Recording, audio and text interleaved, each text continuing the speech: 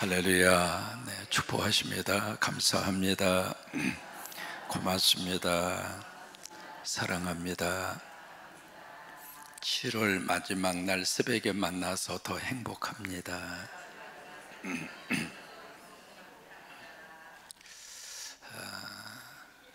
미국의 뉴멕시코라고 하는 주가 있습니다. 거기에 어머니가 지병으로 세상을 떠나는 순간 마지막 호흡을 가쁘게 쉬면서 12살 먹은 한 흑인 소년입니다.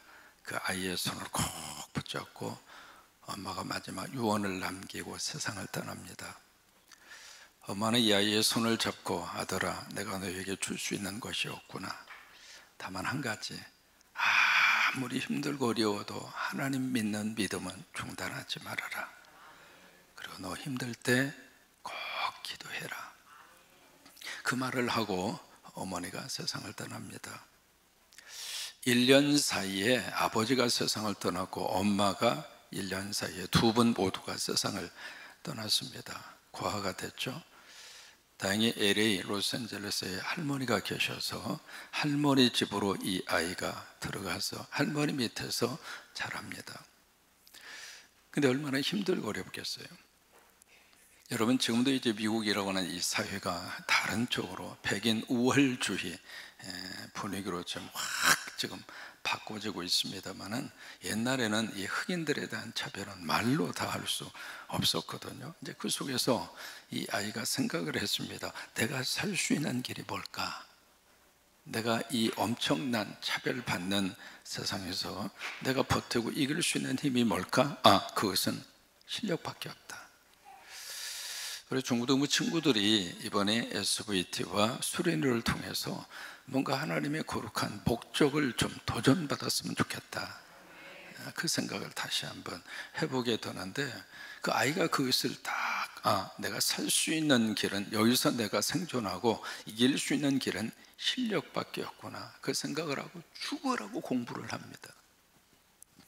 결국 이제 좋은 대학을 나왔죠. 그리고 어디로 갔느냐면 유엔으로 들어갑니다. 유엔으로 들어가서 참 좋은 일을 많이 해요. 그리고 나중에 이분이 흑인 최초로 노벨 평화상을 탑니다.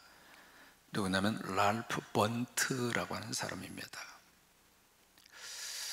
이 사람이 그 어려운 환경 속에서 그를 지탱하고 그를 버티게 했던 것은 어머니의 유언이었습니다. 힘들어도 하나님 믿어라. 이런 믿음을 가진 사람은 넘어질 수는 있어도 완전히 뿌리째 뽑히지는 않습니다. 믿음을 가진 사람은 약간 휘청거릴 수는 있어도 완전히 럭다운 되지는 않습니다. 믿음을 가진 사람은 무릎을 꿇을 수 있는 일을 만날 수는 있어도 케오페는 당하지 않습니다. 왜요? 하나님이 계시기 때문에. 하나님이 계시기 때문에. 우리가 이 시편 속에서 그것을 우리가 만나게 돼요. 이 시편 4편의 표제를 보시면은 다윗이 지었다, 그렇게 나와 있죠. 그리고 여기에 아예 인도자가 나옵니다. 인도자는 누구냐면 뮤직 디렉터, 우리식으로 말하면 성가대 주휘자입니다. 주휘자가 앞에서 이렇게 이끄는 대로 현악에 맞춘 노래라 그랬어요. 현악은 바로 악기입니다. 악기 연주를 하는데 그 연주에 맞추어서 이 시편을 노래해라. 여러분, 히브리 사람들은 이 시편 자체가 찬송가입니다. 우리의 찬송가가 있는 것처럼 이 히브리인들에게 있어서는 시편 자체가 하나님 앞에 올려지는 노래예요. 찬양입니다. 오늘 새벽에 우리 교한 삼지역 가족들이 참 은혜스러운 찬양을 해 주셨는데, 사실 이 하울이가 부르기에는 조금 하울이는 아주 오래 살아야 돼요. 어쨌든 무슨 찬송이든지 이렇게 은혜가 되잖아요. 근데 찬송가도요, 잘 골라서 잘해야 돼요. 어느 목사님이 신혼 부부가 참 열심히 기도하고 그렇게 원해서 아파트에 당첨이 됐어요. 그래가지고 그 신혼집 신방을 와달라고 그래서 이사 신방을 했거든요. 얼마나 기뻐요. 내 집을 장만해서 목사님 오셔서 축복해 주시고 목사님 오셔서 신방을 드려주시니까 너무 설레이고 기쁘기도 하고 감사하기도 하고 그러잖아요. 근데 이제 다 이렇게 앉았는데 다 같이 찬송합시다 했는데 조금 전에 그 찬송을 부른 거예요.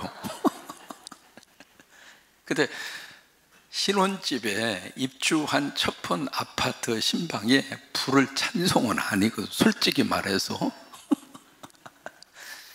그래가지고요, 그 집에 시험 들어가지고 그 교회에 떠났대요. 그러니까 이게 주휘를 하잖아요. 인도자라고 하는 것은 그런 주휘자입니다. 주휘자가 앞에서 주휘를 하고 악기의 연주에 맞추어서 이 노래를 불러라, 그런 거예요.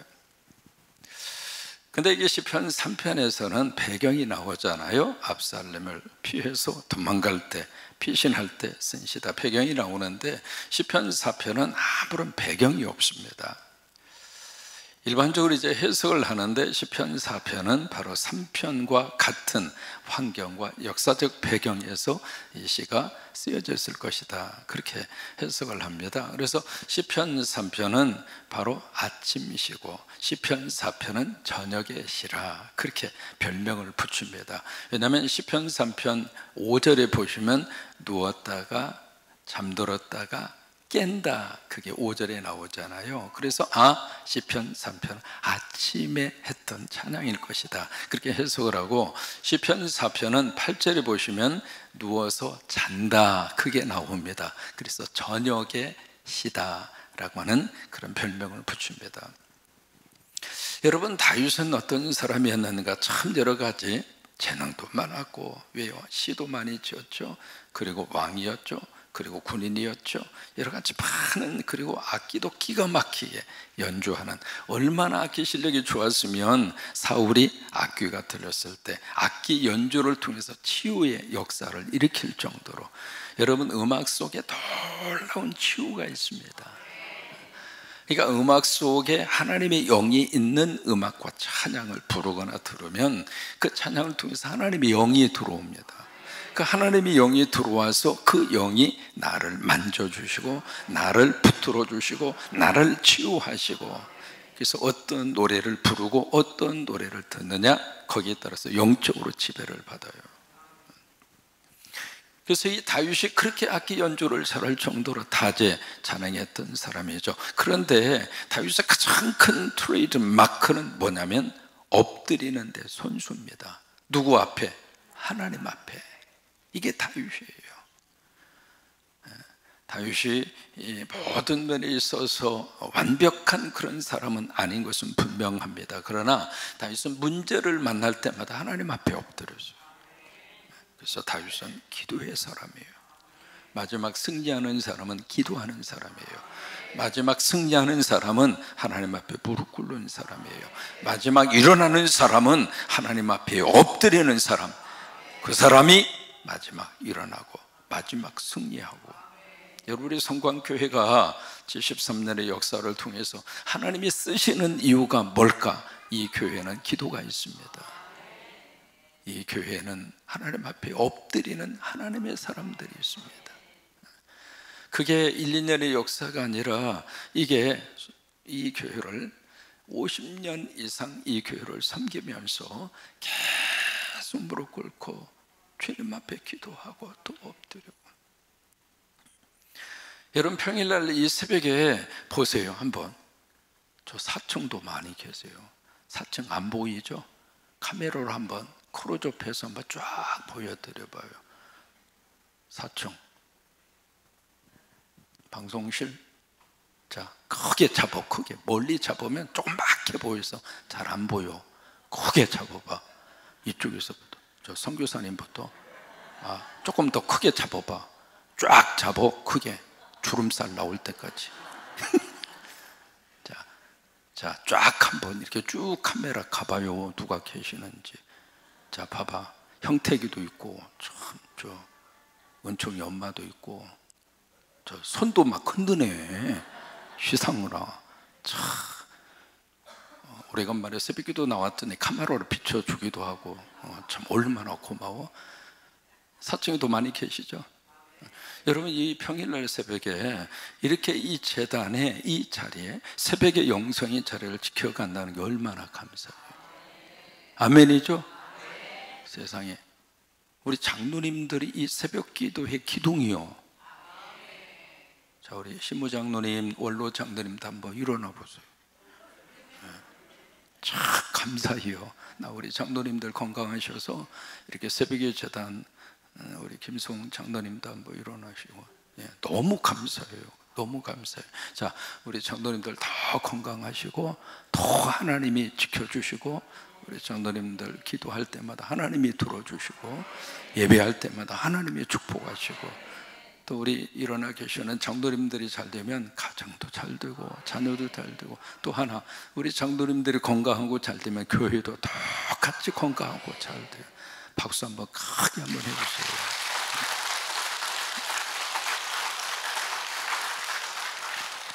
네, 감사합니다. 자리에 앉아주세요. 근데 이게 바로 엎드리는 교회가 일어나는 교회예요.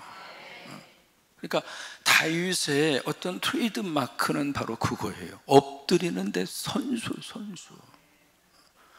잘 되는 기업은요, 잘 될 수밖에 없는 어떤 히든 스토리라고 그래서 감추어진 이야기가 있어요. 뭔가가 있다 이 말이에요. 그렇잖아요? 마찬가지입니다.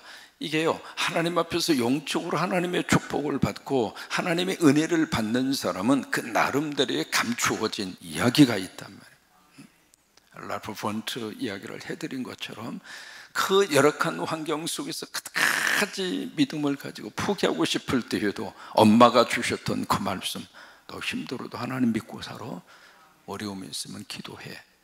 그걸 붙잡고 흑인 최초의 노벨 평화상을 받을 정도로. 자, 1절에 보시면은 다윗의 기도로 이렇게 시작합니다. 기도를 시작하는데 1절 같이 한번 읽습니다. 내 의의 하나님이여. 자, 보세요. 여러분 기도할 때 주여 그렇게 부르고 기도할 수도 있죠. 아니면 하나님 아버지 그렇게 부르고 기도할 수도 있고, 아니면 사랑의 하나님 그렇게 부르고 기도할 수도 있고, 내 몸이 막 아프고 힘들 때는 뭐예요? 치료의 하나님 그렇게 부르면서 기도할 수도 있고, 그러죠?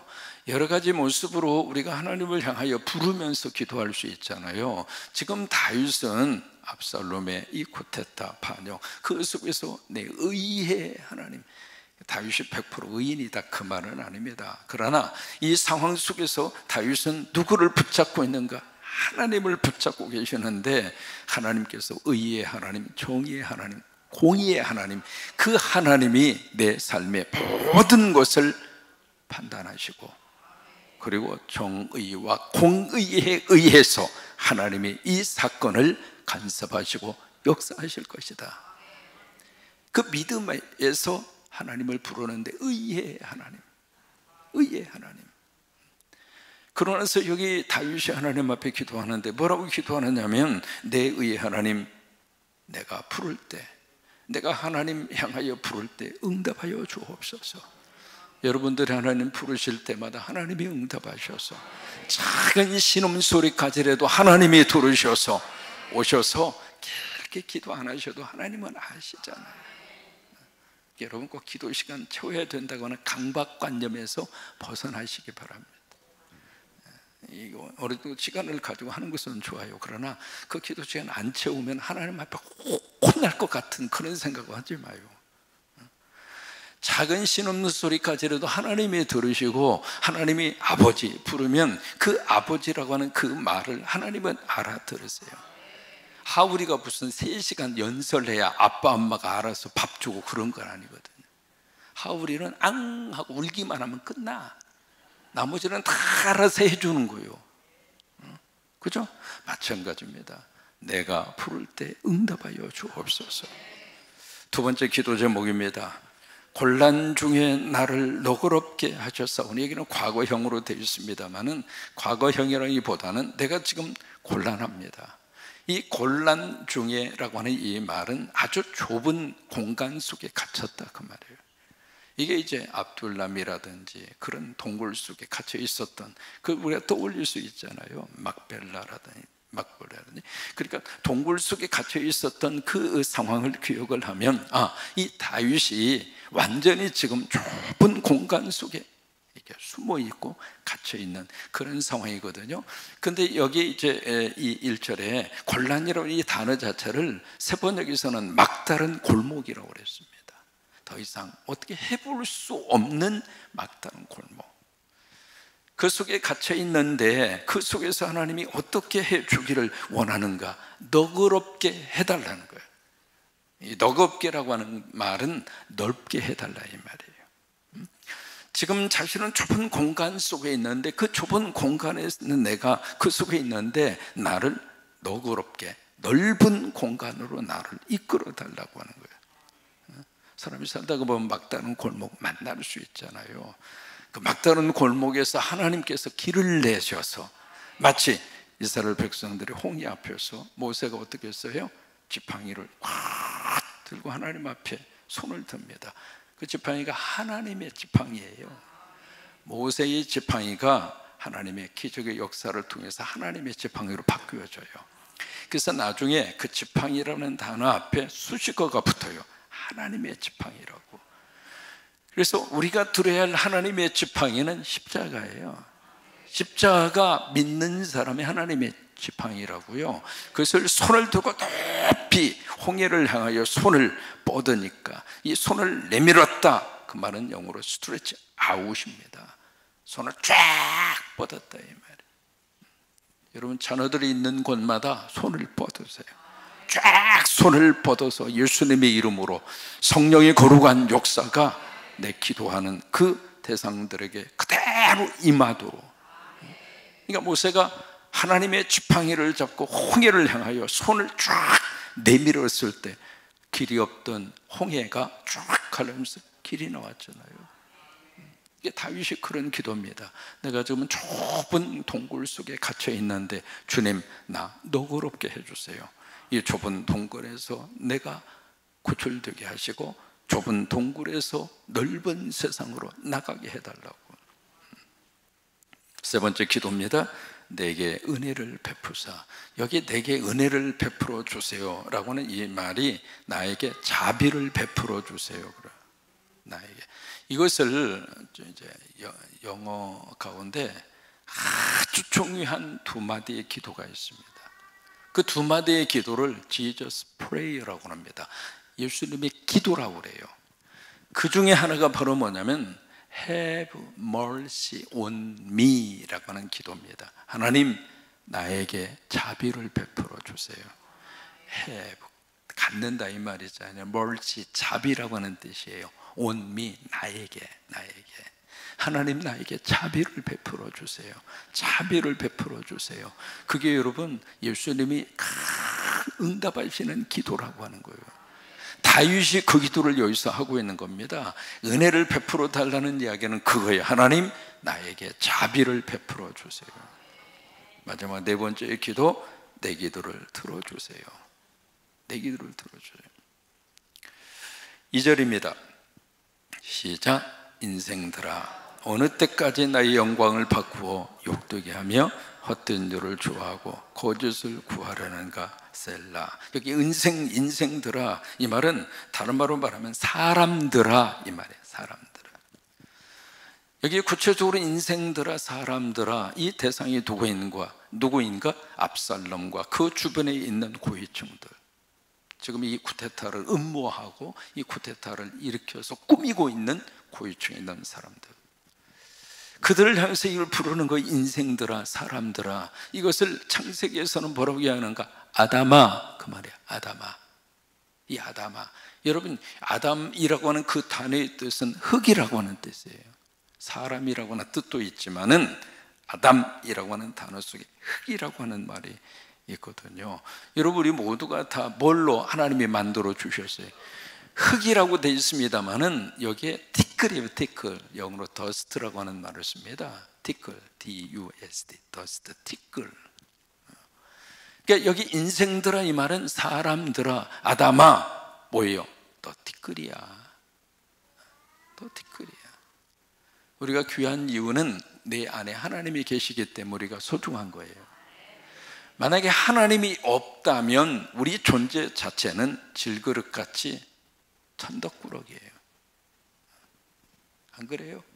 그러니까 내 안에 예수님이 계시기 때문에 이 아담이라고 하는 이 속에 너무 소중하고 귀하신 전능하신 하나님이 내 안에 계시고, 그 영, 하나님이 영이 내 안에 계시고, 그래서 여러분 한 분 한 분이 너무 소중하고 너무 귀하고 뭘로 바꿀 수 없을 정도의 가치성이 여러분에게 있다 이 말이에요. 그러니까 아담아, 이 쿠데타를 일으키는 그들 안에서 너희들이 지금 교만해? 그 교만 어디까지 갈 줄 알아? 넌 티끌이야, 넌 흙이야. 이제 좀 체중이 좀 나가는 분은 흙덩어리가 좀 큰 거고요, 체중이 조금 이렇게 저기 한 분들은 흙덩어리가 좀 작은 거고, 별거 없어요. 너 인간아, 너 흙덩어리야 이 사람아. 그래서 여기 2절 말씀에 어느 때까지 내 영광을 바꾸어 욕되게 하며, 지금 이 압살롬의 쿠데타 자체가 하나님의 영광을 땅에다 추락시키는 것이고, 그리고 헛된 일이고, 그리고 거짓을 추구하는 일이라 그 말이에요. 압살롬이 말이죠, 이 백성들의 마음을, 환심을 사기 위해서, 여론을 그렇게 조성하기 위해서 무려 4년 동안 거짓말로 백성들의 마음을 막 환심을 사서 한 거예요. 그러니까 너희들 언제까지 그렇게 할 거야? 3절입니다. 시작. 여호와께서 자기를 위하여 경건한 자를 택하신 줄 너희가 알지어다. 이 부분이 중요합니다.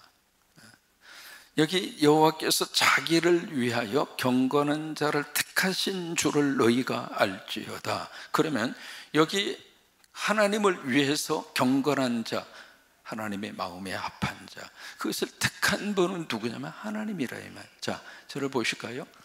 다윗이 왕이 된 것이 국민 투표를 통해서 국민들의 신임을 받아서 그가 왕이 되고 대통령 됐습니까?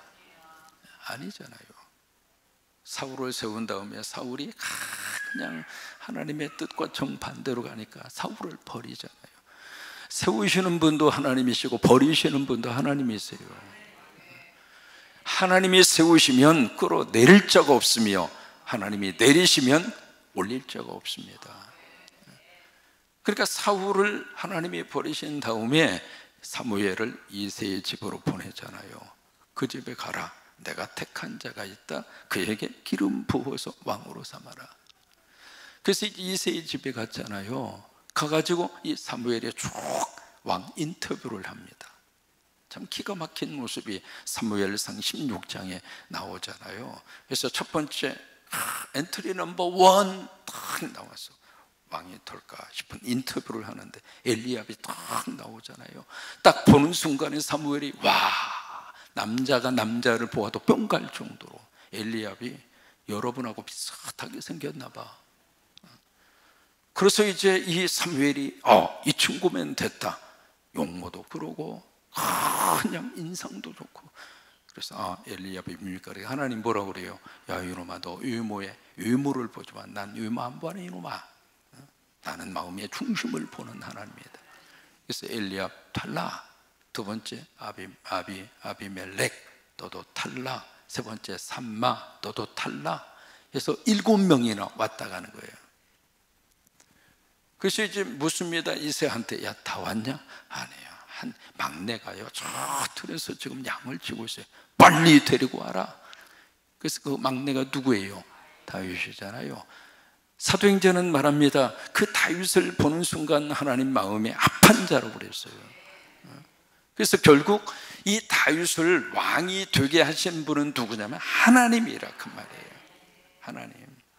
근데 그 하나님이 올려서 왕의 자리에 높여놓은 그 왕을, 쿠데타를 일으켜서 지금 완전히 뒤집으려고 그러잖아요. 그러니까 너희는 알아라, 내가 왕이 되고 싶어서 왕이 된 거 아니야. 하나님을 위해서 경건한 자를 택해서 하나님이 그 자리에 올려주셨어. 너희 그거 알아. 그거 부정하지 말고. 그래서 3절 뒷부분에 내가 그를 부를 때 여호와께서 들으시리로다. 다시 한번 1절에서 했던 나의 기도를 들으소서. 그래서 3절에서 다시 한번 강조합니다. 4절입니다. 시작. 너희는 떨며 범죄하지 말지어다. 잠자리에 자리에 누워 심중에 말하고 잠잠할지어다. 여기 이제 떨면서 막 벌벌벌 떨면서 더 이상 죄를 짓지 말아라. 그리고 잠자리에 누워서 여기 이제 그 말씀이잖아요. 자리에 누워. 그 말은 뭐예요? 잠시 쉬는 것을 말하는 것이 아니라 침상에 누워 있는 거예요. 잠자리에 누워서 마음속에 어떤 일이 있어도 죄를 범하지 말고 또 하나 침묵하라 이 말이에요. 말하지 말라. 여러분 여기 너희라고 하는 이 대상이 과연 누구일까? 이 압살롬과 그에게 함께 동조하고 있는 그 그룹을 말하는 것인가? 이제 그렇게도 이해할 수가 있겠죠. 그러나 사실은 이 말은 다윗 스스로를 향하여 하고 있는 말도 똑같은 말입니다. 그러니까 이런 상황 속에서 그 다윗이 마음속에 별별 생각 다 들 거 아니겠습니까? 그러면 그 생각을 통해서 어떤 생각이 들어오게 되는가? 이놈의 자식, 나한테 이럴 수 있는가? 거의 동조한 친구들 내가 가만두지 않을 거야. 어떤 배신감도 느낄 수 있겠고요.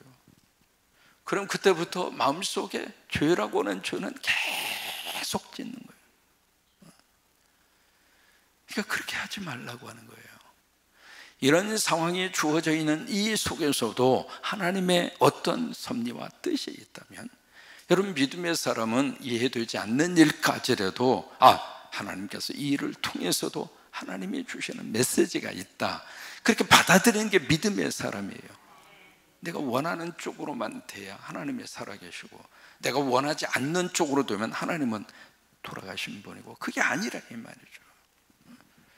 그러니까 이런 속에서 떨면서 절대로 범죄하지 말아라. 오히려 하나님 앞에 두려워하면서 이런 상황 속에서 절대로 생각으로 말로 죄짓지 말고, 특히 잠자리에 누워서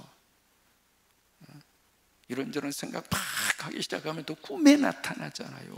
꿈에 나타나가지고 그냥 낭떠리에 푹 뚫어졌다가 그냥 예금에 뜨거워해서 하다 보면 잠도 다 도망가 버리고 식은땀 흘리고 막.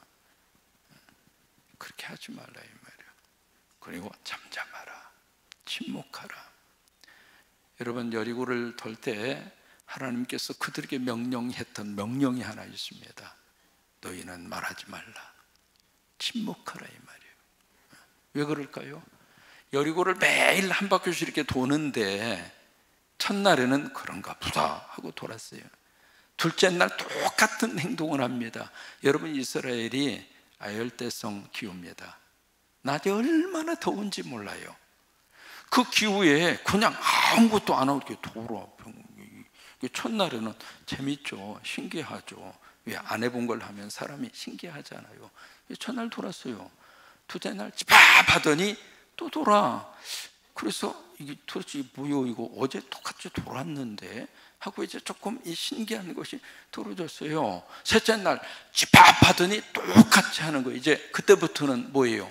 입이 좀 나오는 거예요. 뭐요 이게 지금 이 더운 날씨에 아이스크림도 안 주고, 통성기도를 하든지 뭘 데모를 하든지 뭐라도 해야지. 이게 뭐요 지금? 사람 완전히 뺑뺑이를 돌리고 말이야. 사람 같다 이제 뭘로 알고 이러는 거예요? 그 마음이 들잖아요. 넷째 날 또 집합하더니 또 오는 거예요. 이거 완전히 사람을 갖다가 잡네, 잡어. 모세 당신 와봐. 그 생각 안 들겠어요? 그런데요, 그 생각을 말로는 내뱉지 말라 이 말이에요. 왜 그럴까요? 말하는 순간 그 말을 나도 듣지만 마귀와 사탄도 듣고 하나님도 들어요. 말은요 또 다른 말을 생산하게 돼 있어요. 그래서 여러분, 말은 내 인격이면서 또 하나 말은 내 삶의 씨앗이에요. 여러분 행복하고 싶으시죠? 그 행복을 뿌려야 행복이 나오죠. 잘 되고 싶죠? 잘 된다고 하는 것을 뿌려야 잘 되는 게 거두어지죠. 엉뚱한 것을 뿌리면서 거기서 내가 원하는 것들이 싹이 나고 열매를 맺으려고 기대하는 것은 잘못된 거예요. 그러니까 생각은 여러 가지 생각을 할 수는 있습니다만은 말을 할 때에는 최종적으로 참 조심하셔야 돼요. 그래서 침묵하라고 하는 거예요. 여리고 돌 때도 마찬가지입니다. 말하지 말라, 말하지 마. 그리고 마지막 날 7바퀴 된 다음에 뭐예요? 하나님께서 지시하는 그 순간 이스라엘 백성들이 그때 말을 터놓습니다. 여러분, 말이라고 하는 게요, 침묵의 과정을 통해서 나오는 말이 힘이 있습니다. 그냥 만나기만 하면 막 입이 휴지를 나는, 그냥 이 말 저 말 저 말 이 말, 사람이 가볍습니다. 아주 가볍게 보이는 거예요. 그러나 오랫동안의 침묵을 통해서, 기도의 영성을 통해서 나오는 그 말은 힘이 있습니다. 그리고 영향력이 있습니다. 나이가 들어갈수록 여기는 닫고 지갑은 열고, 아시겠습니까? 거꾸로 하시니까 자꾸 떨어져 나갑니다. 거꾸로 하셔요. 거꾸로. 지갑은 꽁꽁 닫아 걸어 잠그고 입만 계속 열면 옳은 말이에요. 틀린 말은 아닙니다.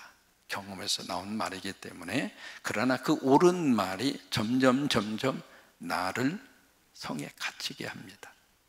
주변에 친구가 없습니다. 외롭습니다.